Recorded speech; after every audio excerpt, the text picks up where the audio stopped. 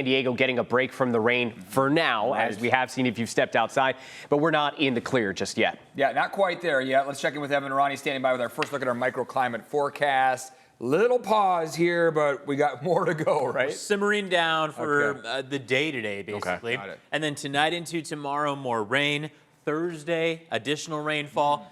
Then we will be done with this about 4-day stretch of wet weather. Take a look at satellite radar right now. It is starting to incorporate a bit more cloud cover than we had on hand a couple hours ago. We woke up this morning to pretty much clear skies when the sunrise started. But ahead of sunrise, boy, it was pouring rain from about 2 a.m. to 5 a.m. today. So you may have stepped out into some wet roads as we began the morning. But take a look outside right now. It is partly cloudy. Beautiful conditions out there. The air is fresh. You can spend some time outside. Just be prepared for some puddles that are left over from early this morning. And be prepared for more rain that'll be on the way by the time we get to the evening stretch. So just past about sunset, we'll start to see more and more cloud development. And then past about 10 and 11 p.m., we'll see some showers back in the forecast. Those are mainly going to come through tonight into early tomorrow. Similar timing as last night into this morning. So that'll be closer to about, I'd say 2 a.m. to 6 a.m. into early tomorrow morning.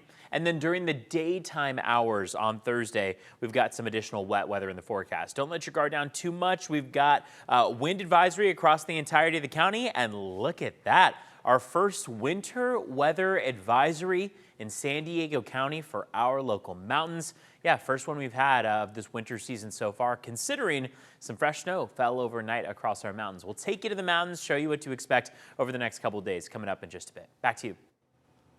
All right, thank you, Evan. Some exciting news there. Some snow to maybe go check out. Yeah. All right, well, all morning long, we've been able to survey the damage left behind by day one of this powerful storm system. Yeah, we've seen flooded businesses, homes, roads, stalled cars. We've had a lot of wipeouts, down trees we've seen out there. CBS 8's Jenny Day live outside the CrossFit Humanity on Pacific Highway. That's just north of the airport there.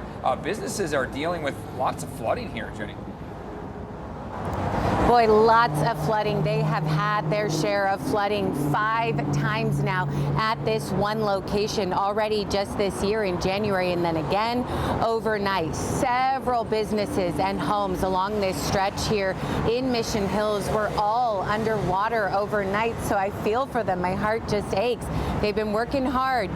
Just a minute ago, actually, I saw one of the store owners come out with a trash can completely full of water and just dumped it into an alleyway. So many people are in the same boat.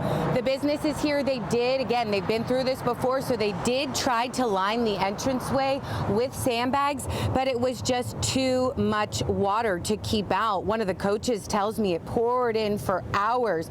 Again, they have been working hard, cleaning and drying out all morning long, and while they did have to cancel classes yesterday, they are back at 12:30 today. How very CrossFit is that? So they will be okay, but again, just a lot of damage. They are going to need some new paint.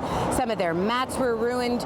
Most of the equipment is okay, but this frontage road to Pacific Highway was completely flooded for hours.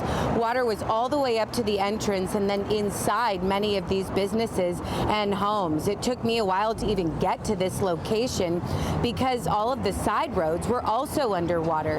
Countless cars had to turn around because it was just so deep. That thankfully has since receded and we are getting back on track. 2 o'clock, water was starting to seep in, and for about 4 hours, it just kind of started keep coming in real slow. Coming into the door, it was at about mid-shin, and then out in the parking lot where it's pretty bad, it's at above the knees. And so then once you get closer in the middle, that goes down. But, in the lobby at about ankle height, so there was, quite a bit of water. Yeah, and for our San Diego standards, it was just so much rain at once. Pretty consistent and coming down hard at times. Our CBS 8 team was keeping an eye on conditions all across the county. Parking lots turned into pools in El Cajon, and drivers had to be rescued from flooded roads in Spring Valley. Wind was also a big issue, you know it, but we are getting a break from it. What a difference a day makes.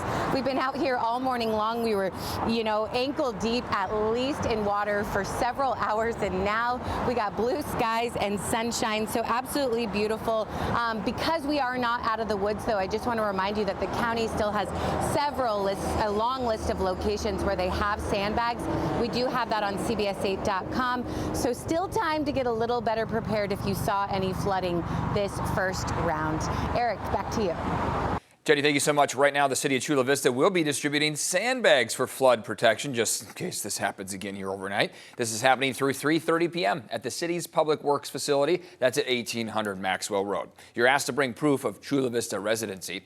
Sandbags will be handed out on a first-come, first-served basis. Residents can get up to 10 free sandbags per household while supplies last. To find out where else you can get sandbags in the county, you can head to CBS8.com.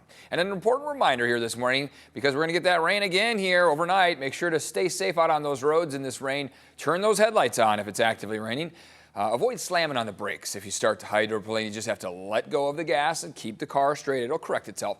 Before leaving, make sure those tires have adequate tread. And of course, slow down. Leave more room between you and other drivers. Again, we saw a lot of spinouts out on the road. We don't want you to be part of those statistics. Yeah, those tips are important to keep in mind, especially if you plan on heading to the mountains. Snowy conditions made for treacherous travel and long commutes on California Highway 18 near Big Bear Lake yesterday.